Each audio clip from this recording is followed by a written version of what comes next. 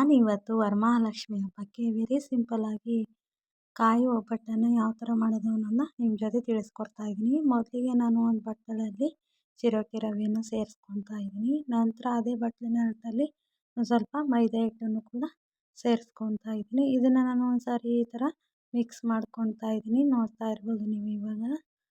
ಈ ಥರ ಮಿಕ್ಸ್ ಮಾಡಿದ ನಂತರ ನಾನು ಒಂದು ಸ್ವಲ್ಪ ಅಡುಗೆ ಅರಿಶಿನ ಸೇರಿಸ್ಕೊತೀನಿ. ಈ ಥರ ಮಿಕ್ಸ್ ಮಾಡಿದ ನಂತರ ಒಂದು ಸ್ವಲ್ಪ ಅಡುಗೆ ಅರಿಶಿನ ಹಾಗೂ ಒಂದು ಚಿಟಿಕೆ ಹಳ್ಳುಪ್ಪನ್ನು ಸೇರಿಸ್ಕೊತಾ ಇದ್ದೀನಿ. ನೋಡ್ತಾ ಇರ್ಬೋದು.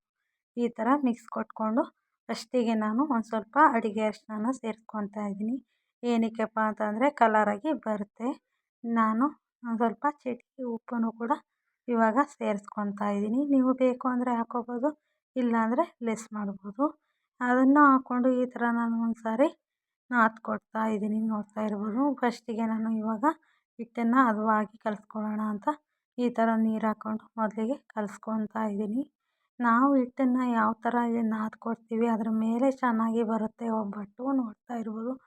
ನಾವು ಎಷ್ಟು ಒಳ್ಳೆಣ್ಣ ಹಾಕಿ ನಾದ್ಕೊಡ್ತೀವಿ ಇದ್ರ ಮೇಲೆ ಚೆನ್ನಾಗಿ ಹಿಟ್ಟು ನಾವು ಹೇಳೋದ್ ಕಡೆ ಬರುತ್ತೆ. ನೋಡ್ತಾ ಇರ್ಬೋದು. ತುಂಬ ಅಂದರೆ ತುಂಬಾ ಸಾಫ್ಟಾಗಿರಬೇಕು. ಗೋಧಿ ಚಪಾತಿ ಹಿಟ್ಟಿನ ಥರ ಇರಬಾರ್ದು. ತುಂಬ ಅಂದರೆ ತುಂಬ ಸಾಫ್ಟು ಇರಬೇಕು. ನೋಡ್ತಾ ಇರ್ಬೋದು ನೀವು. ಇವಾಗ ನಾನು ಚೆನ್ನಾಗಿ ಮಿಕ್ಸ್ ಮಾಡ್ಕೊತಾ ಇದ್ದೀನಿ. ಇದಕ್ಕೆ ನಾನು ಚೆನ್ನಾಗಿ ಎಣ್ಣೆನ ಹಾಕ್ಕೊಂಡು ಈ ಥರ ನಾದ್ಕೊತಾ ಇದ್ದೀನಿ. ನೋಡ್ತಾ ಇರ್ಬೋದು. ಇದನ್ನು ಒಂದು 5 ನಿಮಿಷ ನೆನೆಸೋಕೆ ಇಡಬೇಕು. ಏನಕ್ಕಪ್ಪ ಅಂತಂದರೆ ನಾನು ಚಿರೋಟಿ ರವೆನ ಹಾಕ್ಕೊಂಡಿದ್ದೀನಲ್ಲ ಅದೊಂದು ಸ್ವಲ್ಪ ಚೆನ್ನಾಗಿ ನೆನಿಬೇಕು. ಅದಕ್ಕೆ ನಾನು ಈ ಥರ ಮಾಡಿ ಒಂದು 5 ನಿಮಿಷ ಪ್ಲೇಟ್ನ ಮುಚ್ಚಿ ಮಡಗ್ತಾ ಇದ್ದೀನಿ. ನೋಡ್ತಾ ಇರ್ಬೋದು ನೀವು ಇವಾಗ. ಚೆನ್ನಾಗಿ ಹಿಟ್ಟನ್ನು ನಾದ್ಕೋಬೇಕು. ನೋಡ್ತಾ ಇರ್ಬೋದು. ಇದನ್ನು 5 ನಿಮಿಷ ನೆನೆಯೋಕೆ ಇಟ್ಟಿದ್ದೀನಿ ನಾನು ಇವಾಗ ಕಾಯಿ ತುರಿನ ಮಾಡ್ಕೊಳ್ಳೋಕ್ಕೆ ಜಾರಿಗೆ ಹಾಕ್ಕೊಂಡಿದ್ದೀನಿ. ನಾನು ಮೀಡಿಯಮ್ ಸೈಜ್ 2 ಕಾಯಿನ ತಗೊಂಡಿದ್ದೀನಿ. ನೋಡ್ತಾ ಇರ್ಬೋದು. ಫೈನಲಿ ಈ ಥರ ನುಣ್ಣಗೆ ನಾನು ಮಾಡ್ಕೊಂಡಿದ್ದೀನಿ. ನಾನು ಯಾವುದೇ ತರಹ ಪಾಕನ ತಗೊತಾ ಇಲ್ಲ. ಯಾಕಪ್ಪ ಅಂದರೆ ಕಾಯಿಲಿ ನೀರಿನಂಶ ಇರೋದ್ರಿಂದ ಬೆಲ್ಲನೂ ಹಾಗೂ ಕಾಯಿನೂ ಈ ಥರ ಚೆನ್ನಾಗಿ ರೋಸ್ಟ್ ಮಾಡೋದ್ರಿಂದ ನೀರು ಬಿಡುತ್ತೆ. ಆವಾಗ ಈ ಥರ ಆಗುತ್ತೆ. ನೋಡ್ತಾ ಇರ್ಬೋದು ನೀವು.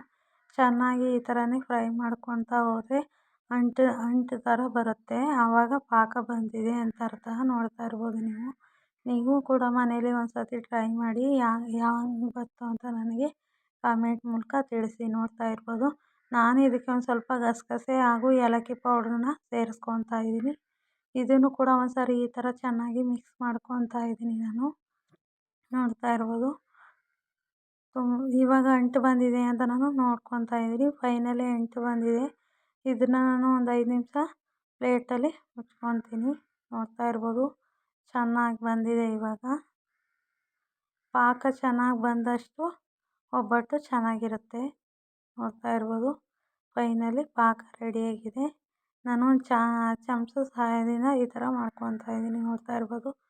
ನಾನು ಏನು ನೆನೆಸಿಟ್ಟಿದ್ದೆ ಹಿಟ್ಟು ಕೂಡ ಇವಾಗ ಚೆನ್ನಾಗಿ ನಾದಿದೆ. ಇದಕ್ಕೆ ಒಂದು ಸ್ವಲ್ಪ ಎಣ್ಣೆನ ಹಾಕ್ಕೊಂಡು ನಾನು ಈ ಥರ ನಾದ್ಕೊತಾ ಇದ್ದೀನಿ. ನೋಡ್ತಾ ಇರ್ಬೋದು.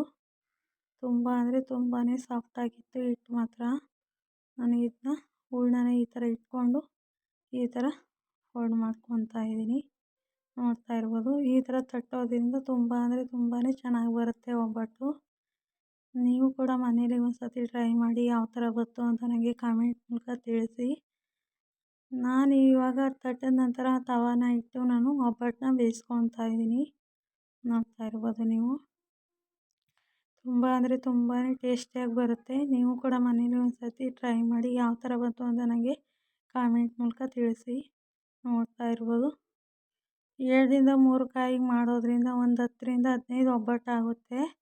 ನಾನು ಮೆಜರ್ಮೆಂಟಲ್ಲಿ ಮಾಡ್ಕೊಂಡಿರೋದು. ನೀವು ಕೂಡ ಮನೇಲಿ ಒಂದು ಸರ್ತಿ ಟ್ರೈ ಮಾಡಿ. ಫೈನಲಿ ಒಬ್ಬಟ್ಟು ಈ ಥರ ಬಂದಿದೆ ನೋಡಿ. ಚೆನ್ನಾಗಿದ್ದರೆ ಲೈಕ್ ಮಾಡಿ, ಶೇರ್ ಮಾಡಿ, ಕಮೆಂಟ್ ಮಾಡಿ. ಆದರೆ ತಪ್ಪದೆ ಸಬ್ಸ್ಕ್ರೈಬ್ ಆಗಿ. ಯಾರೆಲ್ಲ ನನ್ನ ಚಾನಲ್ನ ನೋಡ್ತಾ ಇದ್ದೀರಾ ಪ್ಲೀಸ್ ಸಬ್ಸ್ಕ್ರೈಬ್ ಆಗಿ. Thank you for watching.